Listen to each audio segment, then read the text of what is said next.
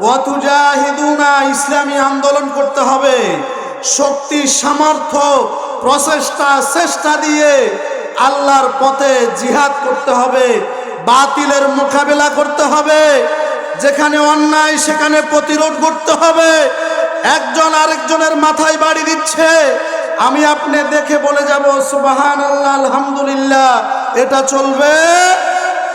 জিহাদ শব্দের অর্থ হলো শক্তি ব্যয় করা, প্রচেষ্টা করা, শক্তি দিয়ে সফল হওয়া, আল্লাহকে খুশি করা। ওয়াতুজাহিদুনা ইসলাম মাইন্ডে চিন্তা করা। সর্ব অবস্থায় আমার ব্যক্তিগত জীবন, পারিবারিক জীবন, সামাজিক জীবন, উপজেলা জীবন, ইউনিয়ন জীবন, জেলা জীবন, রাষ্ট্রীয় জীবন, আন্তর্জাতিক জীবন, এই সকল জীবনগুলা সবগুলো হতে হবে ইসলামিক মতবাদ অনুযায়ী। কথা ঠিক কিনা? এখন আমরা নামাজ, রোজা, হজ, যাকাত এগুলো কি শুধু ইসলাম দিয়ে করব আর বাকিগুলা কি ইসলাম থেকে দূরে যাওয়ার কোনো সুযোগ আছে? কোনো সুযোগ নাই, সবগুলো ইসলামের ভিতরে থাকতে হবে। আল্লাহ পাক বলছেন কি?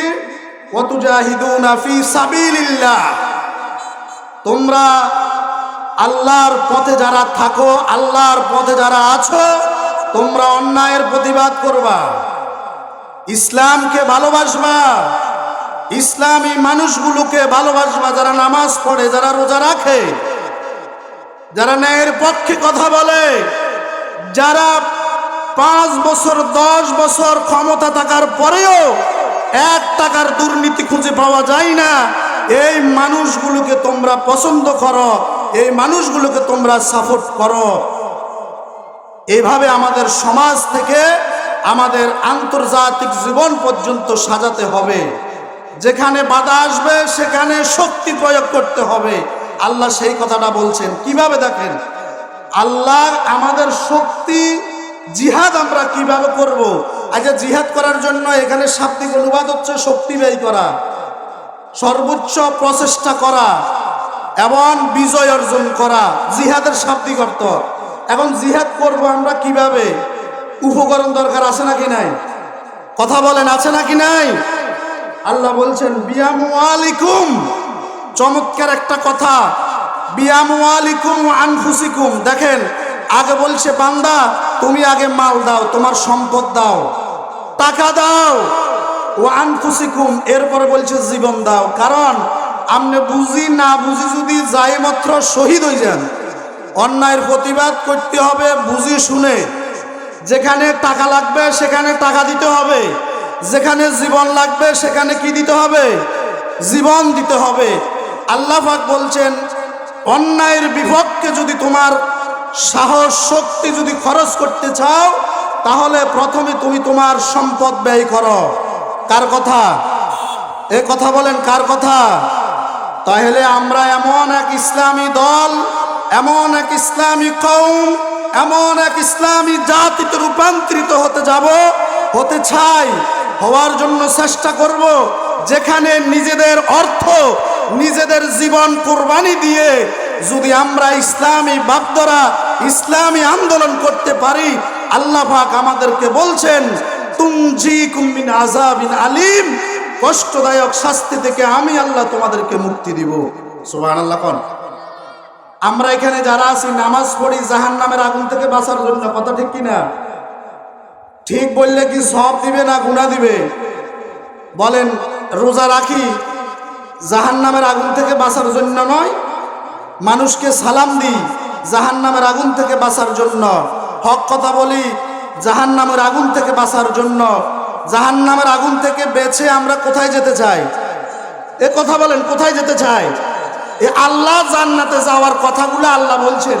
এই যে সবাই আমার দিকে একটু তাকান, এই যে এটা কোনো বইও না, মানে স্বাভাবিক কোনো তাফসিরের বই না, এটা সরাসরি কোরআন। এটা সরাসরি কি?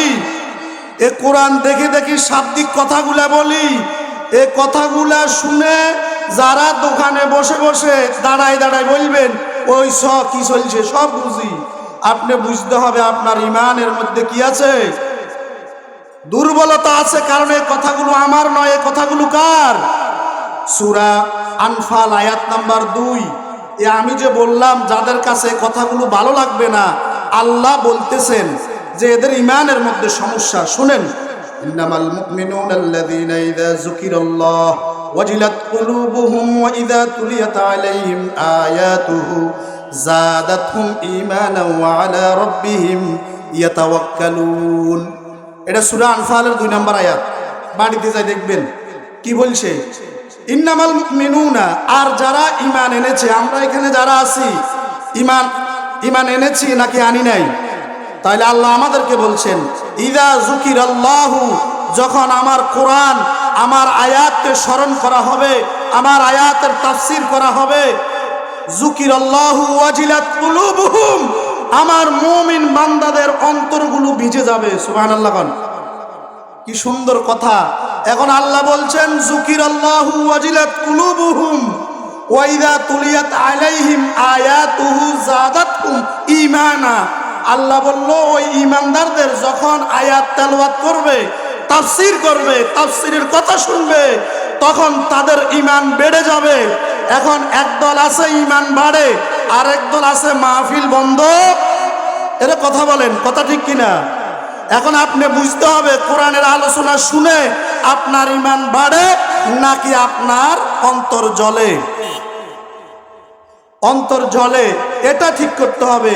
এরপর আল্লাহ পাক বলছে শুনো, ওয়ালা রাব্বিহিম ইয়াতাওয়াক্কালুন, এবং ওই মানুষগুলো যাদের কোরআনের কথা শোনার পর অন্তর ভিজে যায়, ঈমান বেড়ে যায়, এরা দুনিয়ার কোনো রক্তচক্ষুকে ভয় পায় না, এরা সরাসরি তাওয়াক্কাল করে কার উপরে? জোরে বলেন, কার উপরে? আমাদের তাওয়াক্কাল, ভরসা কোন নেতা, এমপি, মন্ত্রী নয়, আমাদের ভরসা একমাত্র কার উপরে?